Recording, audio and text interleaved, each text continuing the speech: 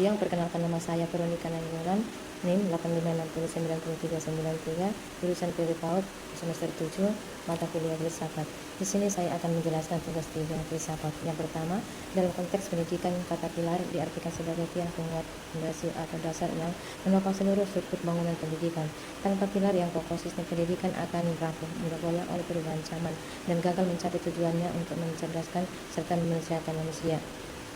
Kaitannya dengan pemikiran Bapak Pendidikan Indonesia Ki Hajar Dewantara, pilar pendidikan bukan sekedar teori barat, melainkan filsafat hidup dan panduan praktis bagi pendidik di Indonesia.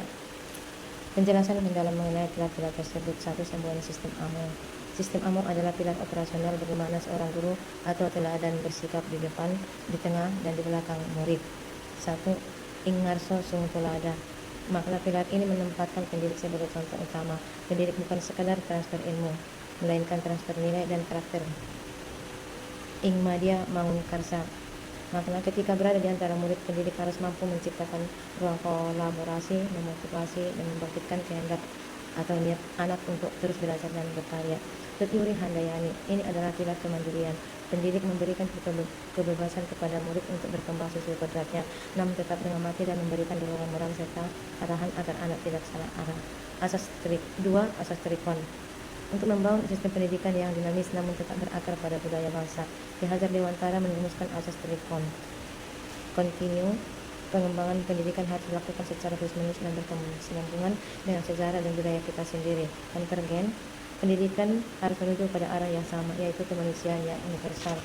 Konsentrus. Meskipun kita mengambil ilmu dari luar, pengembangannya harus tetap disesuaikan dengan kepribadian dan identitas kebudayaan bangsa kita sendiri. 2. Filosofi pendidikan Ki Hajar Dewantara bukan sekadar slogan, melainkan sebuah sistem utuh yang menempatkan anak sebagai pusat dari seluruh proses belajar.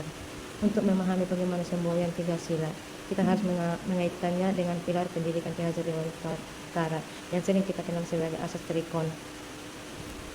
Berikut adalah uraian bagaimana prinsip dasar tersebut berjalin keirindan dengan pilar-pilar pendidikannya. 1. Ingarso sung tulodo. Prinsip ini menekankan bahwa seorang pendidik atau orang tua harus mencari contoh hidup sebagai muridnya, baik dalam aspek moral, intelektual maupun spiritual. Kaitannya dengan pilar kodrat alam. Setiap anak lahir dengan bakat, karakter, dan potensi uniknya masing-masing. Kaitannya dengan asas kontinu. Keteladanan yang diberikan tidak boleh berubah-ubah. 2. Ing Madya Mangun Karso. Saat berada di antara murid, pendidik bertindak sebagai fasilitator, teman diskusi, dan motivator yang membangkitkan karsa. Kaitannya dengan pilar kodrat zaman. Pendidikan harus selalu adaptif dengan perkembangan zaman. Kaitannya dengan asas konvergen. Asas konvergen menyatakan bahwa kita bisa mengambil ilmu dari berbagai sumber luar. 3. Tutiuri Handayani. Ketika murid sudah mulai mandiri, pendidik harus mampu merelakan mereka berjalan sendiri sambil terus mengamati dan memberikan dorongan moral serta arahan dari belakang agar anak tidak salah. Kaitannya dengan pilar pendidikan yang menuntun. Ki Hajar Dewantara menyamakan pendidikan seperti petani. Petani hanya bisa menuntun tumbuhnya padi, memberikan pupuk dan air, tapi tidak bisa mengubah padi menjadi jagung. Kaitannya dengan asas konsentris. Meskipun murid dilepas untuk belajar secara global, dorongan dari belakang harus tetap berbasis pada titik pusat kebudayaan dan identitas bangsa sendiri. 3. Fenomena pendidikan kontemporer seperti pembelajaran daring, literasi digital, pergeseran karakter, dan peran guru bukan sekadar masalah teknis, melainkan masalah mendasar bagi perkembangan ilmu dan kemanusiaan. A. Pembelajaran daring. Relevansi. Secara ontologis, ruang kelas bergeser dari fisik ke dunia virtual. Tantangan distraksi ontologis. Realitas digital menawarkan banyak simulakra. B. Literasi digital. Relevansi. Epistemologi mengkaji kebenaran ilmu. Di era digital, informasi melimpah ruah namun bercampur dengan hoax. Prinsip Tutiuri Handayani. Tantangan ketimpangan digital dan rendahnya kemampuan analitis kritis. C. Karakter peserta didik. Relevansi. Aksiologi adalah tentang nilai, moral, dan etika kegunaan ilmu. Semboyan Ingarso sung tulodo. D. Peran guru. Continue. Guru harus terus belajar.